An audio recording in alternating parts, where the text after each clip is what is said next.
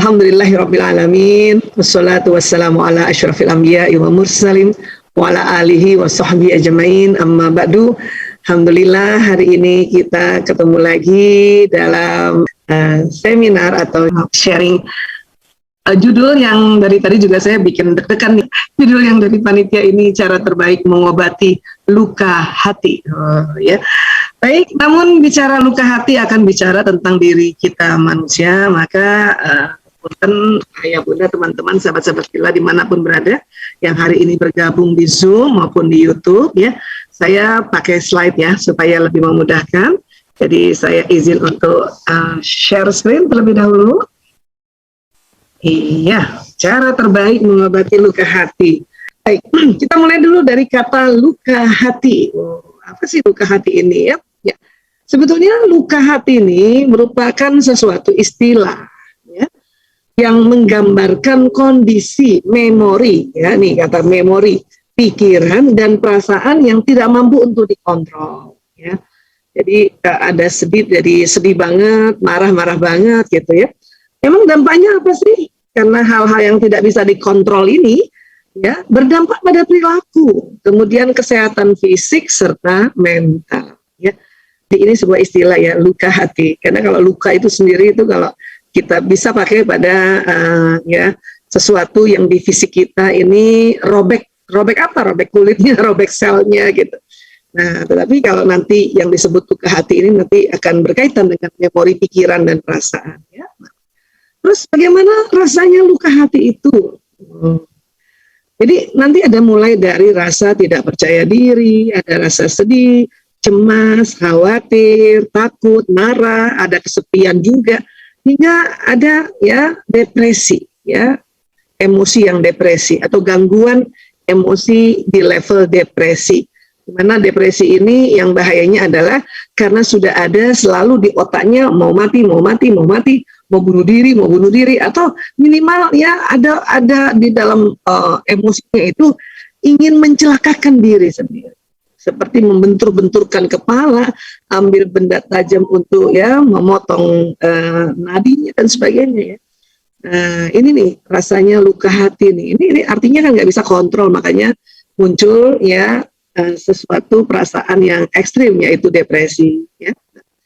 Kemudian nanti keluhan fisik itu muncul ya, misalnya sesak pada dada atau nafasnya sesak, sakit perut yang berkepanjangan, kadang kering di bibir ya, kecuali kalau kita sedang saum barangkali atau kurang minum ya, terus lemes seperti tidak bertenaga. Ya. Ini beberapa keluhan fisik. Tentunya akan dibedakan dengan memang kita sedang sakit yang dikarenakan virus, bakteri, parasit dan sebagainya gitu ya. Tapi luka hati ini bisa memunculkan keluhan fisik seperti ini, karena tadi kita sudah sampaikan, ini luka hati berdampak pada perilaku, kesehatan fisik, dan kesehatan mental. Ya. Jadi sesungguhnya ini semuanya bicara memori nih, ya. Karena di dalam luka hati ini berkaitan dengan banyak memori-memori ya, dan memori ini ternyata terbentuk sejak dalam rahim. Ya, maka kalau kita bikin skematiknya seperti ini ya, dalam rahim, ini janin dalam rahim ini sudah terbentuk memori nih.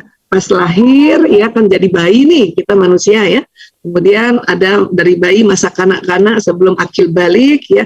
Ini ada memori. Sekarang terkenal istilahnya ini inner child memory. Memori masa kanak-kanak bahkan dalam rahim sampai dia balik ya. Nanti ada lagi memori remaja kalau sudah balik nih. Ya, perempuan ditandai dengan menstruasi, laki-laki ditandai dengan mimpi basah pertama. Dan ini ada namanya memori remaja.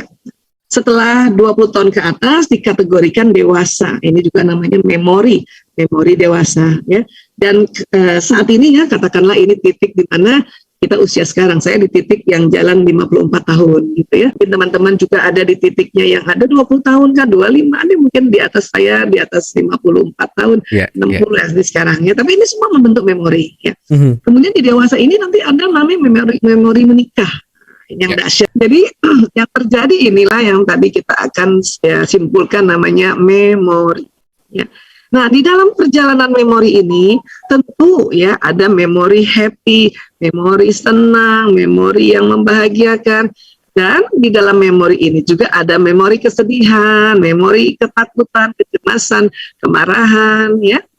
Dan juga tadi karena terlalu sedih, terlalu marah, terlalu cemas, akhirnya itulah yang dikategorikan luka, ya. Dan karena yang ternyata memori ini bukan hanya di otak, tetapi juga di kolbu. Dan dulunya Indonesia mendefinisikan kolbu itu hati, maka istilah luka hati, ya, ini sudah terpatri di budaya kita. Makanya kita lebih banyak menggunakan luka hati, bukan luka kolbu. Ya, padahal kolbu nanti organnya itu jantung, dan tidak terbiasa kita bilang luka jantung gitu, karena sudah termemori luka hati. Ya. Nah, mengenai inner child ini harus ada kita luruskan ya, karena dipikirnya inner child itu isinya luka saja, bukan. Inner child itu ada memori bahagia gitu. Jadi inner child itu memori sejak rahim sampai kemudian lahir, sampai masa kanak-kanak, sampai balik, ini namanya inner child memory. Nanti di dalam pengasuhan ini ada memori yang membuat luka, ya. Jadi luka pengasuhan masa lalu ini yang sering disebutnya wounded inner child gitu. Jadi kalau luka pengasuhan masa lalu atau luka pada memori masa kanak-kanak ini namanya wounded inner child, ya. Jadi kita harus sepakati dulu istilah-istilahnya supaya kita nggak membaur, karena kadang-kadang sekarang ini kan saking mudahnya mendapat informasi, mendapat data, istilah saja kadang-kadang bias atau keliru penggunaannya, ya. Jadi memang apalagi sih kalau bilang memori, ya. Pertama memang kita akan cerita memori, tentu kita pikirnya oh itu di otak gitu, ya. Karena memang setiap apa yang dilihat, didengar, dihidu lewat hidung gitu, ya, yang dikerjakan lewat tangan, kaki, atau permukaan tubuh menangkap sebuah peristiwa dari luar, itu ternyata di otak terjadi sambungan-sambungan saraf. Inilah yang disebut memori, karena ada sambungan-sambungan neuronnya ini. Ya. Otak manusia neuronnya banyak sekali. Sering sekali saya sampaikan ya, karena memang tinjauannya neuropsikologi, bahwa neuron manusia ini nih, yang ini satu neuron termasuk nih dengan kabel-kabelnya, ini ada 100 miliar. Ya. Dan dia benar-betul tersambung-sambung membentuk memori. Nah, sambungan ini ada yang memori happy atau memori bahagia, atau memori istilahnya memori positif, ada memori yang bikin sedih, ya, khawatir, cemas, dan sebagainya. Itu istilahnya memori negatif. Nah, yang si negatif ini ada beberapa yang sangat ekstrim, ya, sehingga membentuk luka, ya. Nah, sebetulnya apa yang terjadi sambungan itu? Sambungan itu terjadi loncatan listrik sebetulnya dengan sangat cepat, ya.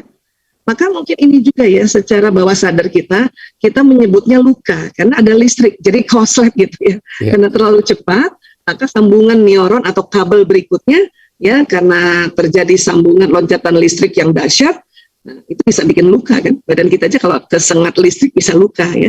Di memori juga begitu, luka. Ya. Dan sebetulnya loncatan listrik ini adalah peristiwa keluarnya zat kimia. Zat kimia itu sering disebutnya neurotransmitter. Dan neurotransmitter ini banyak jenisnya, ada lebih 100 jenis. Nah, setiap peristiwa keluar neurotransmitter untuk membentuk memori. Tinggal itu tadi, kalau peristiwanya membuat emosi kita bahagia atau positif, yang keluar neurotransmitter jenis positif atau bahagia, maka memorinya memori bahagia. Dan itu kan kita kepengen lebih banyak memori bahagianya kan, Kang, ya, dibanding memori yang isinya ya kesedihan dan kawan-kawannya yang negatif. Karena ada neurotransmitter yang jenis itu gitu. Oke, sampai sini paham dulu ya. Nah, kemudian karena luka ya, sudah luka atau sudah membentuk memori, bahkan sebetulnya memori baik juga atau memori yang tidak terlanjur luka, kalau sudah terjadi sambungan, itu nggak bisa hilang sambungannya. Yang ada hanyalah bisa mengurangi, ya, mengurangi si neurotransmitter ini supaya jangan banyak-banyak. Kalau kita analogikan dengan lem, ini mengurangi lemnya supaya nggak terlalu banyak lemnya, sehingga kalau peristiwanya yang negatif terlalu banyak lemnya, sehingga ya memori itu susah banget untuk dilupakan istilahnya. Tapi sebetulnya memang nggak bisa dilupakan, dia hanya bisa dikurangi saja. Ya, lekatannya. Nah, untuk mengurangi lekatannya inilah yang disebut tadi cara untuk memperbaiki atau menyembuhkan luka hati tadi. Ya, nah, ya. Jadi tadi nih, kenapa sih ada luka gitu ya? Karena waktu kita lihat sebuah peristiwa, kita dengar, kita rasakan ya, itu mengikat, terjadi sambungannya karena ada nuansa emosi. Karena di otak manusia inti otaknya emosi. Termasuk emosi di sini yang negatif dan positif. Ya, saya kemarin udah lama banget kan nggak ke Bandung, selama pandemi nggak ke Bandung, kan 1 tahun sebelum pandemi belum ke Bandung. Lihat Bandung tuh gembira deh. Lihat Bandung tuh very happy. Jadi memorinya tuh kemarin seneng banget deh.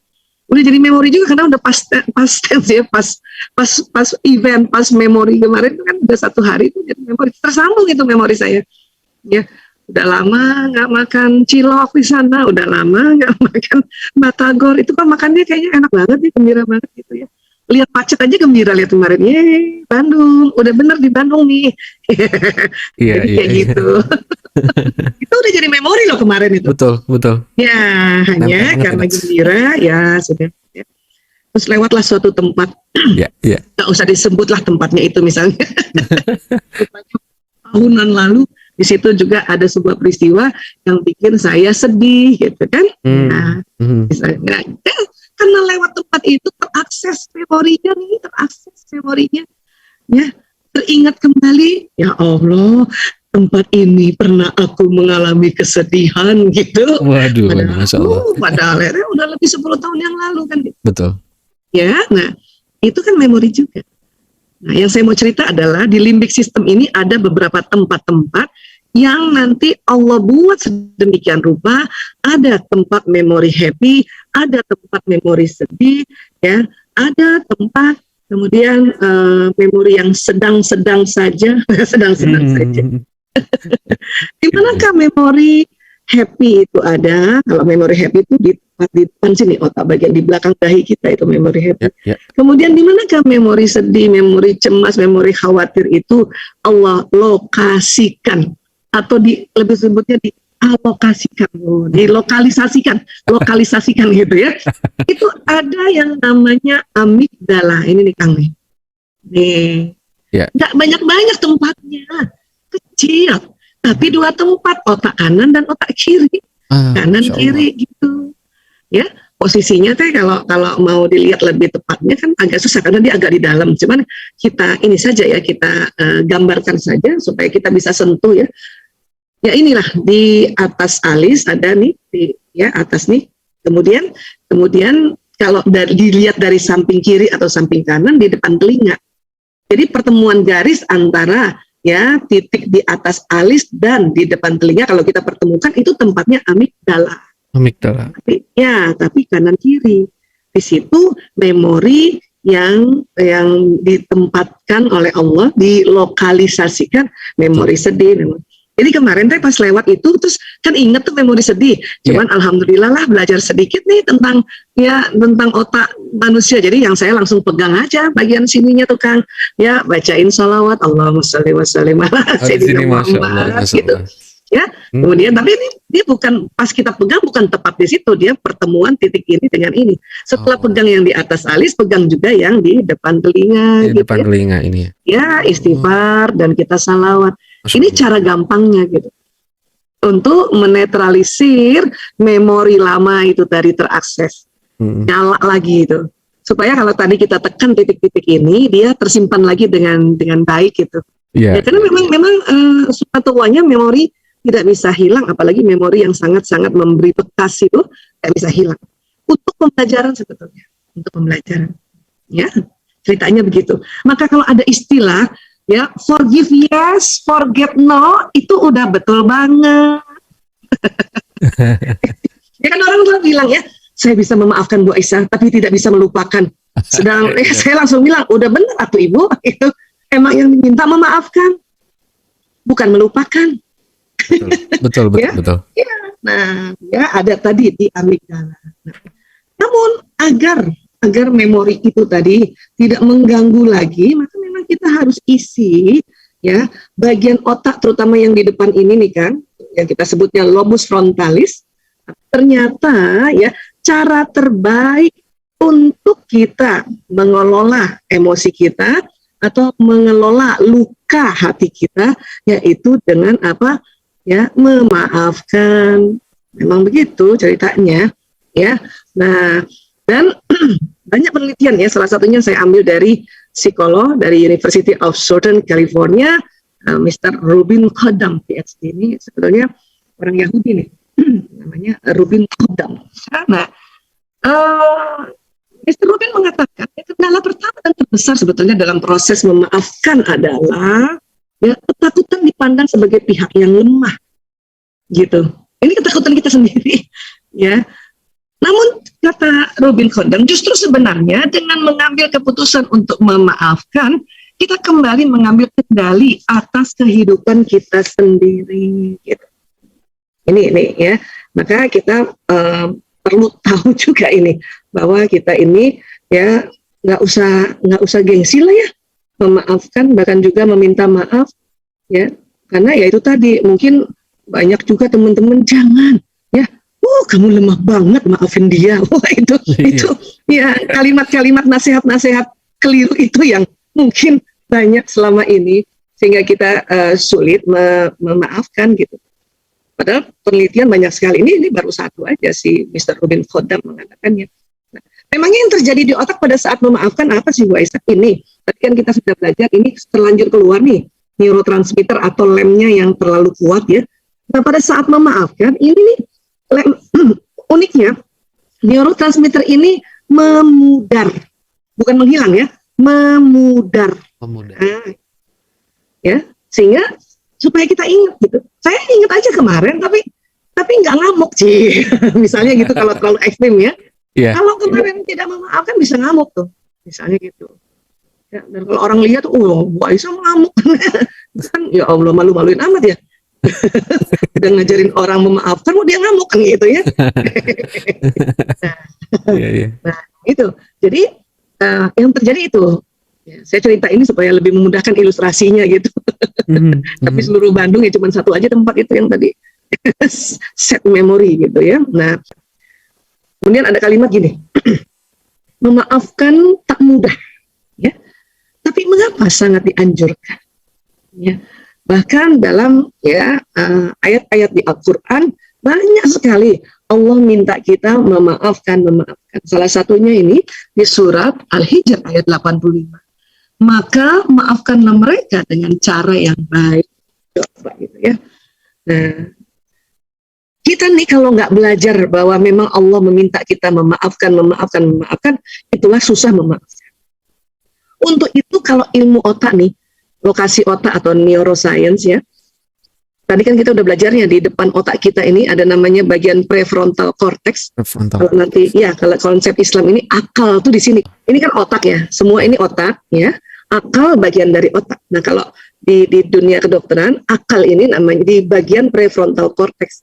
Di sini nanti kalau kita belajar sesuatu itu tersambung-sambung neuron di sini.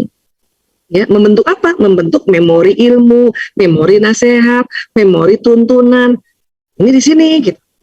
Inilah saya sering sekali setiap hari ingatkan diri saya dan juga sharing kepada teman-teman baik di online maupun offline itu, ayo ini isi otak nih akal kita dengan apa? Mengaji dan mengkaji tentang apa yang Allah mau. Dalam hal ini terutama kalau kita lagi bicara masalah luka memori ini, yaitu apa sih yang Allah mau? Memaafkan, minta maaf kan gitu ya. Nah, agar di akal kita ini ada ilmu dan nasihat bahwa memaafkan adalah perbuatan mulia dan banyak manfaat. Ini harus kita isi memang kan. Ya itu dengannya ini seperti kayak gini salah satunya ya sharing-sharing seperti ini. Ya, kemudian itu tadi ikut taklim, ikut seminar, ikut parenting, ikut teknik-teknik, ya kursus-kursus bagaimana cara memaafkan ini supaya di akal kita ini ada ya memori tuntunan ini dan tahu bahwa memaafkan itu adalah sesuatu perbuatan yang mulia. Nah, makanya kita harus mengaji dan mengkaji. Kita isi otak kita tadi diantaranya ya. Ini juga kita masukkan di otak kita surat Asy-Syura ayat 40. Dan balasan suatu kejahatan adalah kejahatan yang setimpal. Maunya begini kan ya. Tapi barang siapa yang memaafkan dan berbuat baik kepada orang yang berbuat jahat kepada kita ini, maka pahalanya dari Allah. Ya, pahalanya dari Allah. Sungguh dia tidak menyukai orang-orang yang zalim. Ya. Jadi kalau kita memaafkan dan berbuat baik pada orang yang buat jahat sama kita, itu pahalanya bukan dari presiden, bukan dari psikolog, psikiater, bukan, langsung dari Allah. Ya. Ini nih, wa ajruhu 'ala Allah. Ya. Jadi ini yang harus kita masukkan di dalam otak kita ini dan diulang-ulang. Karena kalau nggak masuk, ya, nggak mengaji dan mengkaji, akal kita kosong, itu susah banget maafin. Malah isinya adalah nasihat-nasihat yang keliru tadi, ya. Jangan kamu maafin dulu, lemah kamu itu, lemah. Wah, mungkin ya secara dulu nasihat-nasihat teman kah, atau mungkin orang-orang tua dulu yang cara menasihat itu nanti ya bahaya. Kemudian kita masukkan juga Asy-Syura ayat 43, dan barang siapa yang bersabar dan memaafkan, sungguh yang demikian itu termasuk perbuatan mulia. Ini harus masuk di otak kita, diulang-ulang.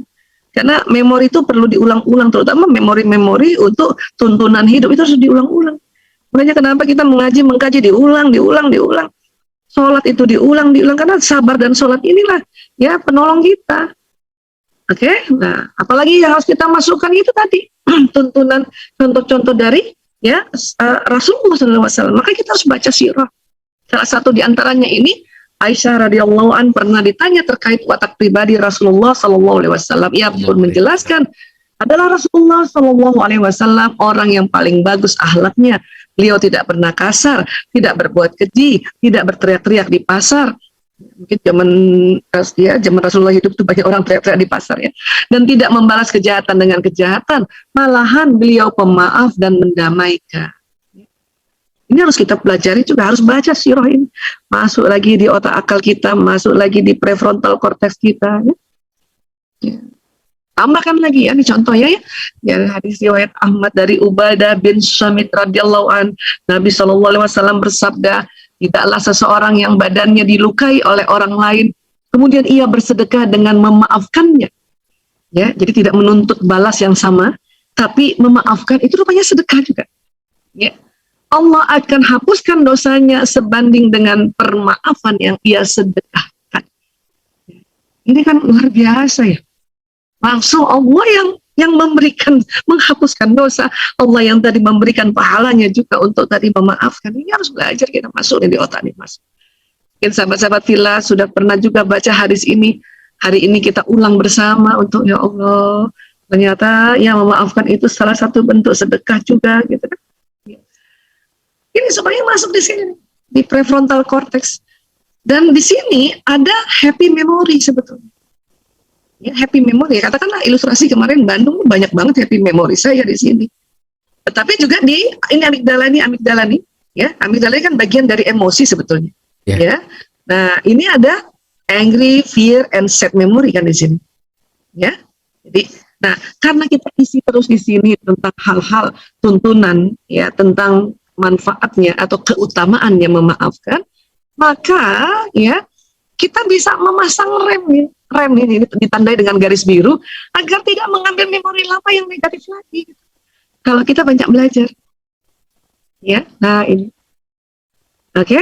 Nah, jadi ngerti ya. Jadi tadi tuh yang amigdala nih, ya ini kan dia berada di antara potongan di atas alis dengan depan telinga. Ini kan amigdala ya. Nah itu.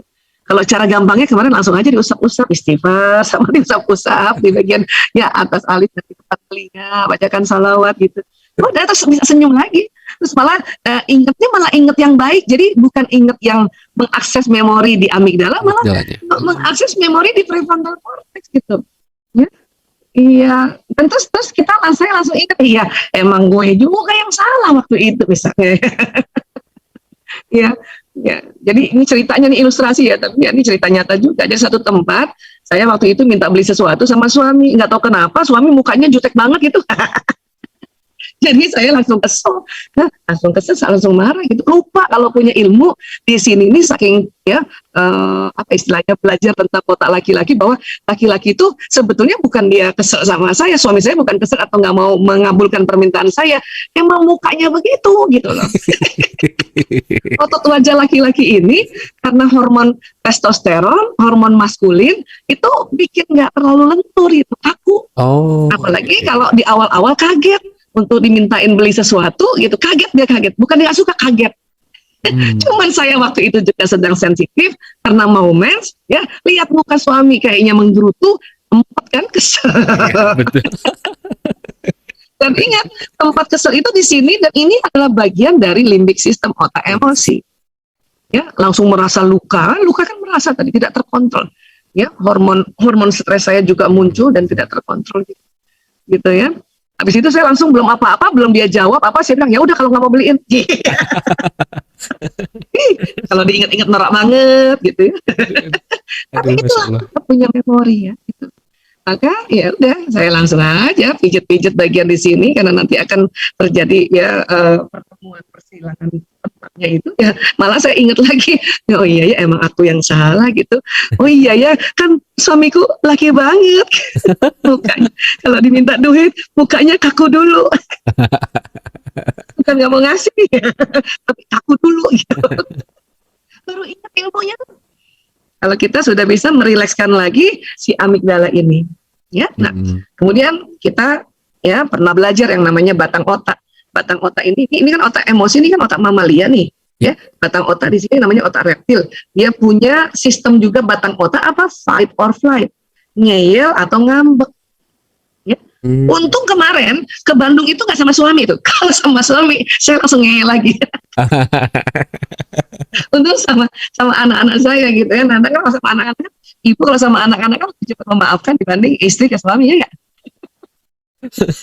Rupanya waktu kita membacakan salawat istighfar terhadap tempat pada amigdala ini lentut, terus saya harus ingat juga nih bagian tengkuk nih, batang otak kan kurang lebih bagian tengkuk, nah, itu juga harus dirilekskan.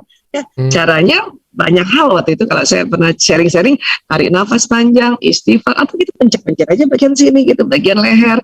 Ya, untung kemarin ada minyak angin, ya udah diusap-usap aja tuh. Maksudnya teknik holistik buat ibu-ibu yang memang memaafkan tapi kok masih tengkuknya masih kayaknya kaku banget. Kaku, ya sudah itu. Langsung kalau ada ya minyak angin lagi. Ya apapun yang ada ya di mobil kan, ada ibu-ibu yang mungkin ini ada koyo, pasang koyo di daerah tengkuk di sini, sok atau nggak apa-apa ya, itu juga akan bermanfaat merilekskan batak otak. Oh. Ya, walaupun sebetulnya teknik yang paling gampang adalah tarik nafas panjang gitu ya. Gitu ya, ada istilahnya allowing. Ya, tarik nafas panjang sambil membayangkan gitu ya, nafas ini dibuang, kemudian ya kekesalan, kemarahan itu juga keluar dari mulut kan gitu. Ya, teknik-teknik itu gampang sebetulnya ya. Tapi memang kan ada namanya watak dan bakat ya. Kita bicara watak. Ada yang watak introvert. Watak introvert itu ya memang untuk memasang rem biru atau menaikkan level emosi di level emosi atau merilekskan batang otak dengan otak mamalia, dia butuh waktu agak lamaan sedikit ya. Yang introvert. Ya. Nah, kalau saya kan untung ada ekstrovertnya, jadi cepat aja. Dan alhamdulillahnya bayangin setiap hari ngomongin kayak gini. Ya, malu sama Allah kalau kita udah sering ngaji mengkaji ini otak ya, alhamdulillah terisi sedikit-sedikit. Masa nggak bisa langsung bikin rem biru nih, garis biru ke sini kan? Yeah. Itu pengaruh kan? Watak pengaruh gitu. Ya, watak pengaruh. Apakah yang introvert itu watak yang buruk? Bukan. Memang introvert itu dia untuk menaikkan level emosi perlu waktu. Tapi kalau dia sudah di level mutmainnah, emosi positif, itu dia lama berada di situ. Yang ekstrovert itu memang cepat naik ke atas, cepat juga turun. Dia punya emosi up and down-nya cepat sekali gitu.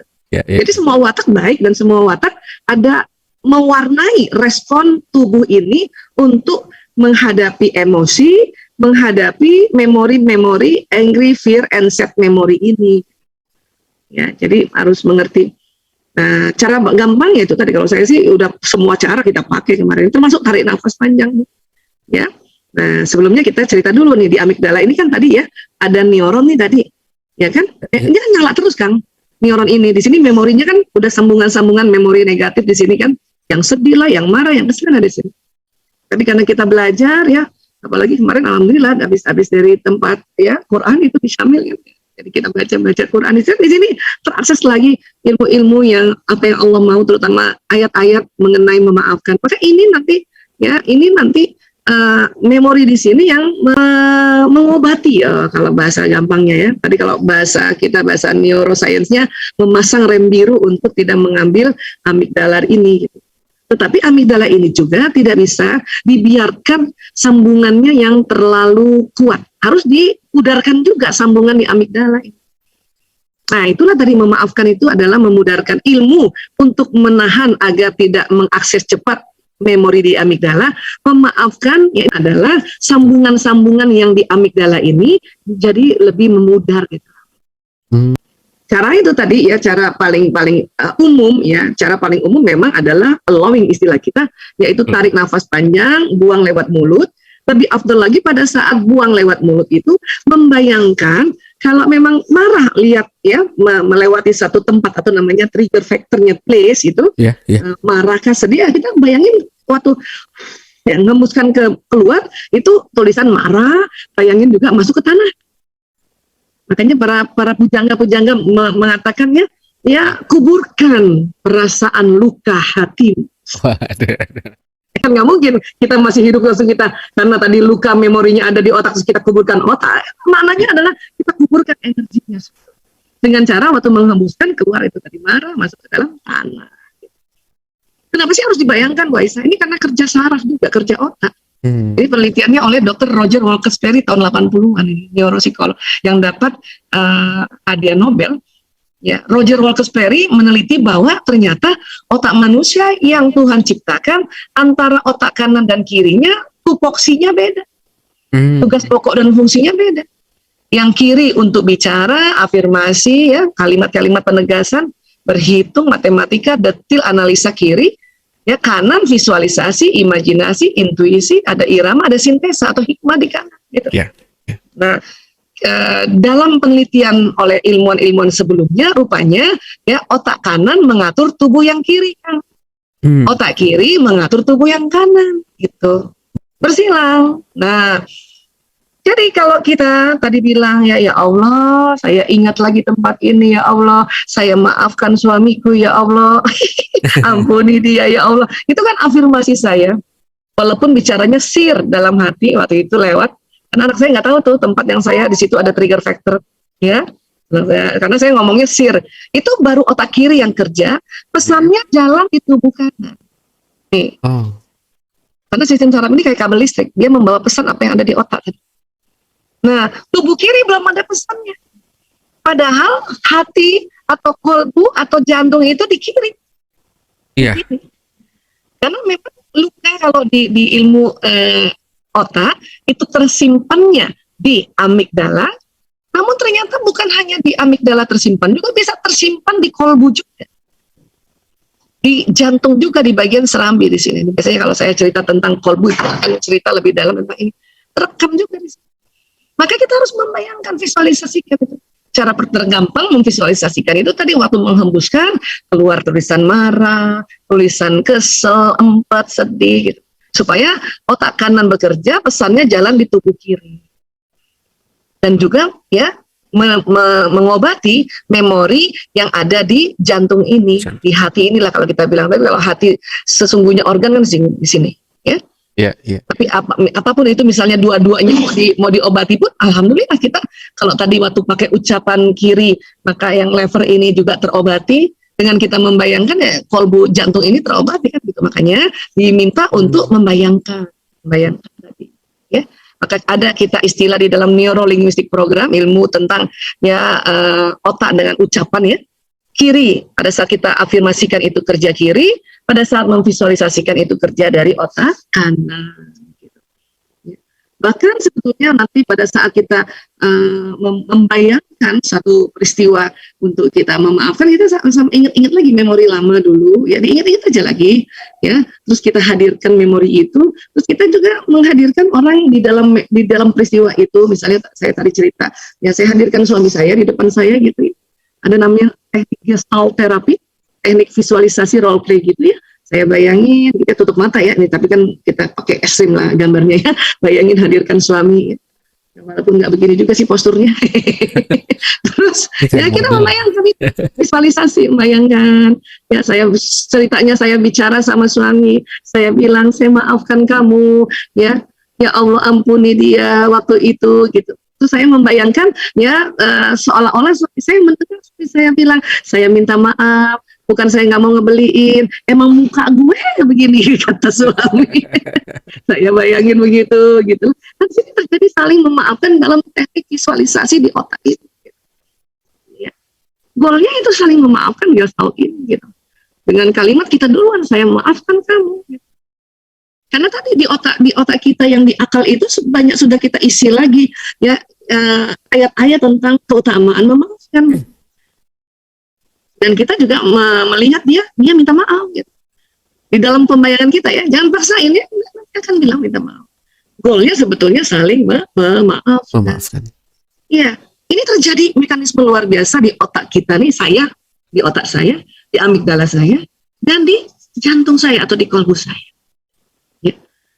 Enak aja cuma di dalam bayang-bayangin aja misalnya gitu ya, misalnya ada orang-orang mengatakan begitu ya, enggak, emang dia benar dia minta maaf, bohong aja kan gitu ya. Mungkin ada orang yang skeptis kayak gitu ya karena belum belajar ilmu tentang neuropsikologi atau neuroscience gitu.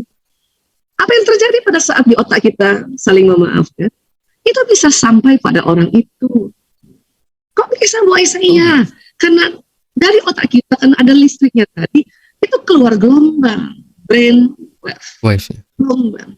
Jadi waktu kita memaafkan dalam otak kiri dan otak kanan kita, saat itu juga saya duduk di mobil, saat itu juga gelombang otak saya ya, kemudian lewat jalan tol ya, master terus ke depan ya, tol Cikampek ya, ke rumah saya, karena ada suami saya di rumah. Ini sampai nih bahkan lebih cepat dari kendaraan kita. Inilah gelombang otak. Ya. Bahkan tadi karena antara otak dengan jantung ada kaitan sangat erat, ya, kaitannya di dalam persarafan, kemudian gelombang juga erat. Maka jantung tadi, kolbu tadi, atau kita bilang hati kita tadi, ya, rupanya mempunyai medan elektromagnetik 5.000 kali lebih besar daripada otak. Jadi pada saat tadi ya Allah saya maafkan suamiku fulan bin fulan gitu. Itu sahabat-sahabat Villa juga udah hafal deh nama suami saya karena sering banget saya jadikan contoh ilustrasi. Mudah-mudahan beliau berkenan ya. Tapi berkenan kalau saya udah minta selalu juga kasih info. Ya Allah saya maafkan suamiku Priyanto bin Sismadi. Ya Allah ampuni dia ya Allah. Maka otak saya, gelombang otak saya dan gelombang jantung saya pergi ke suami saya yang bernama Priyanto bin Sismadi itu. Kenapa harus pakai bin-nya Bu Aisyah? Karena namanya Priyanto banyak. Kalau saya nggak pakai bin-nya, nanti semua saya yang namanya Priyanto saya maafkan.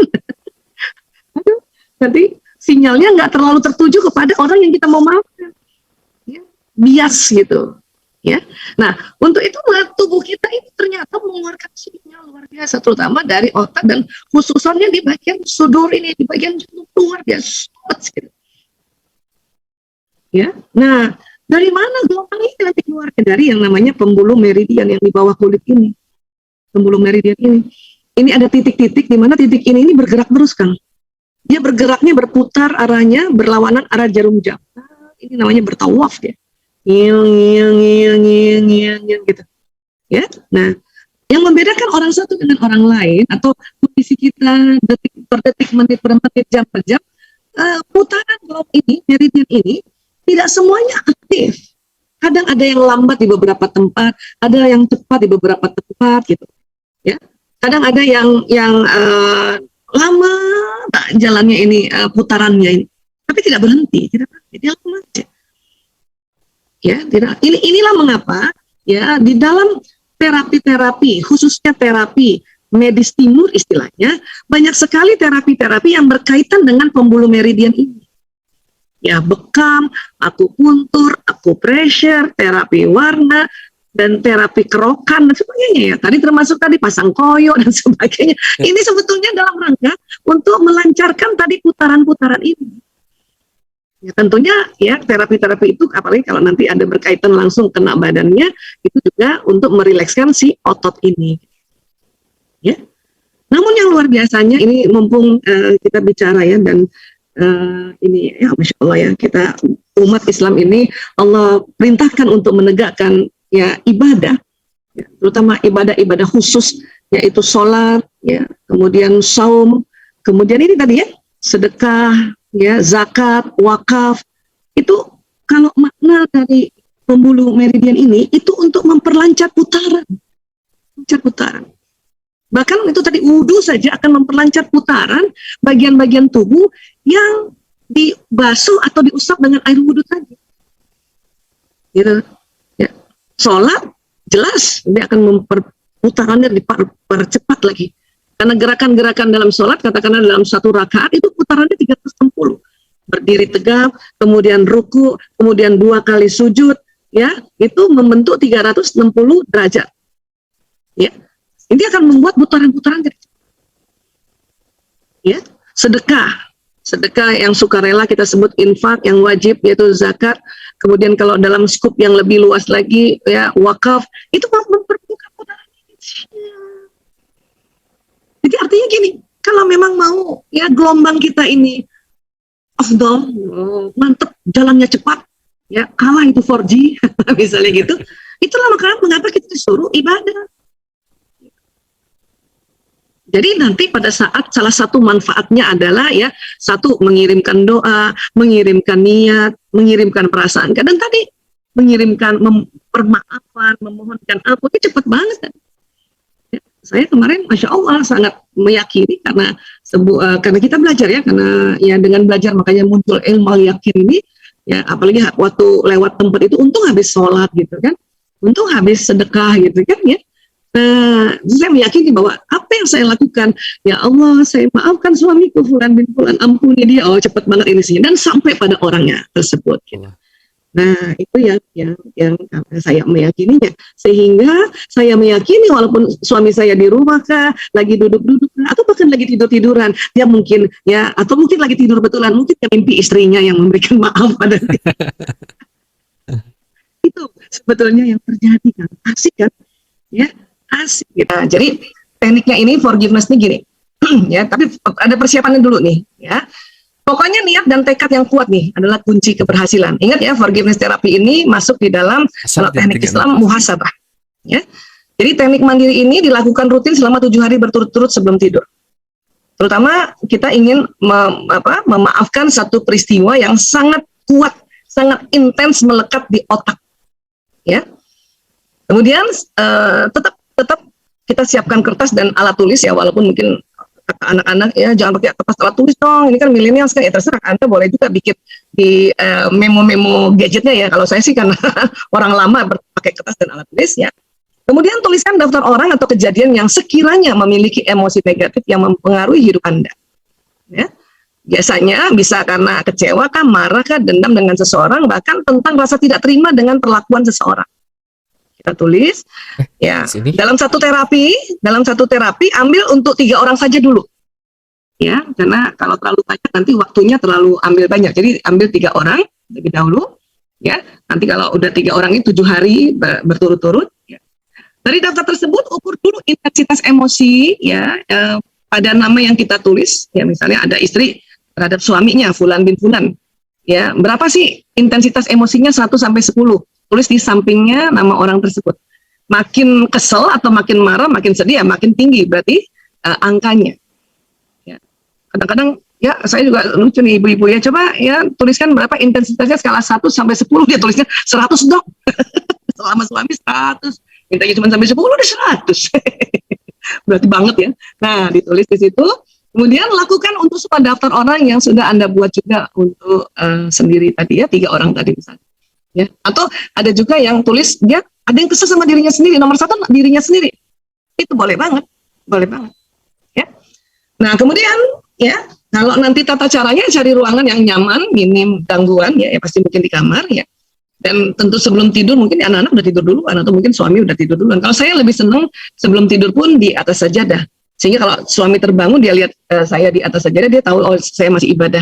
Jadi nggak diganggu untuk macam-macam, misalnya minta pijat lah, minta ambil air minum lah, minta gitu, ya.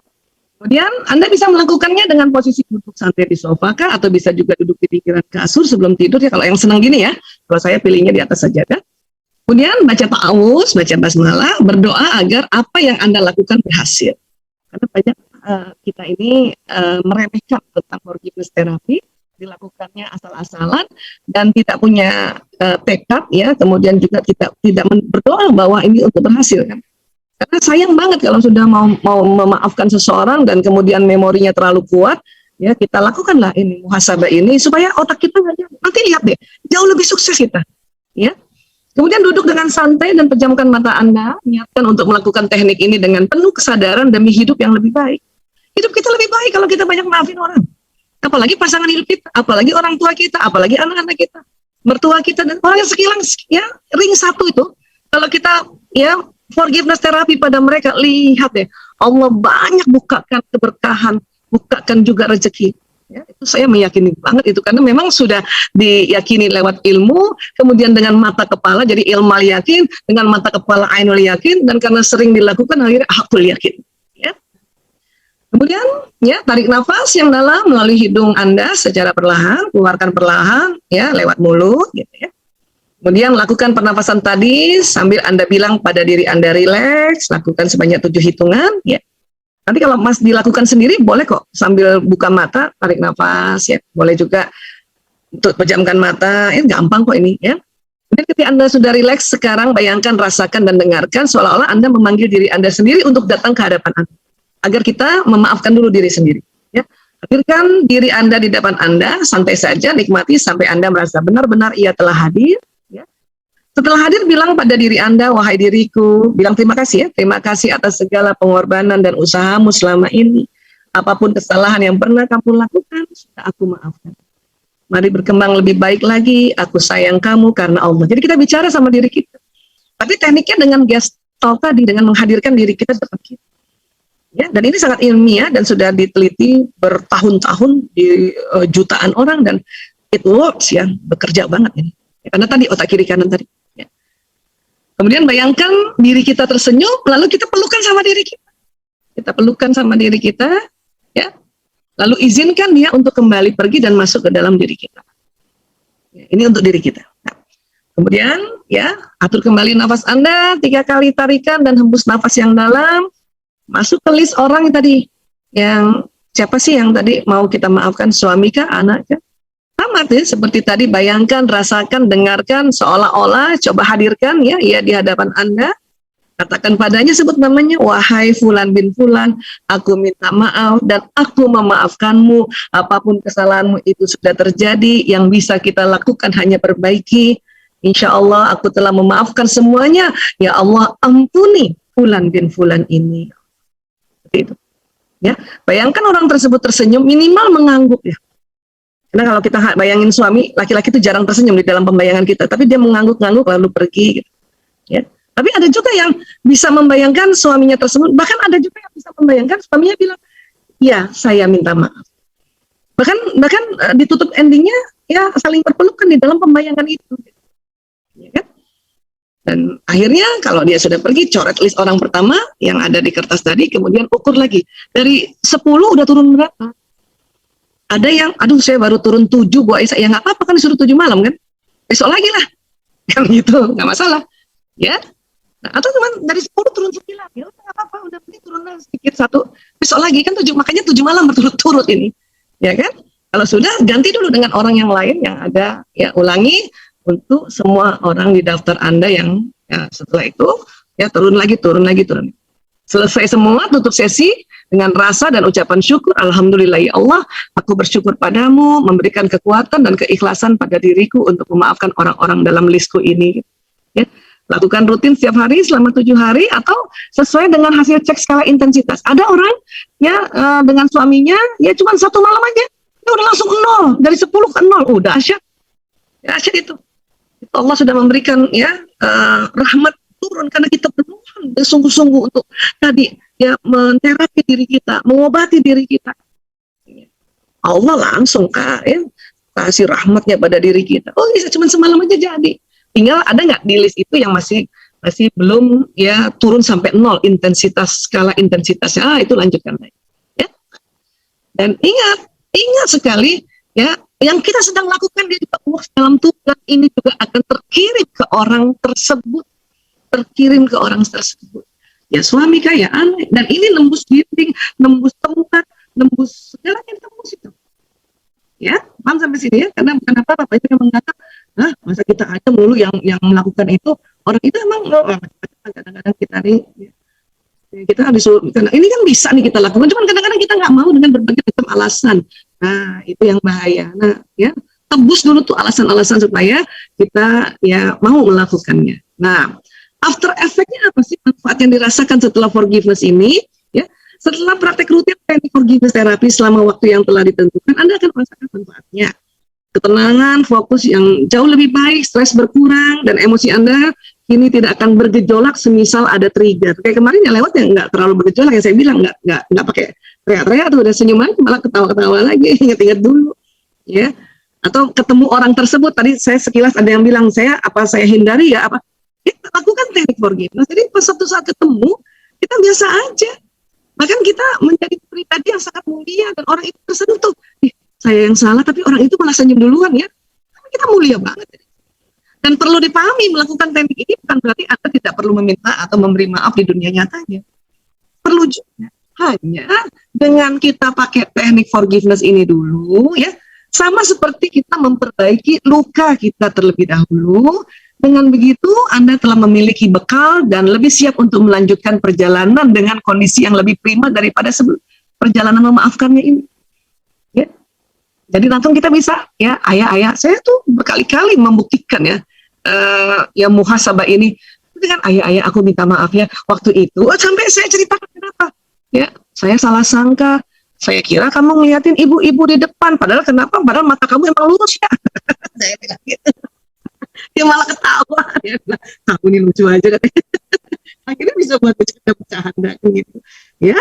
Jadi sekali lagi nanti teman-teman, yang penting membayangkan adalah hadirkan orang yang kita mau memaafkan di dalam list kita, kemudian lakukan ya dialog gestalt istilahnya itu ya, gestalt dialog atau gestalt terapi, maka saat itu juga niatan kita memaafkan orang tersebut sampai ke orangnya. Ya, wallahu a'lam bishawab, inilah yang terjadi insyaallah.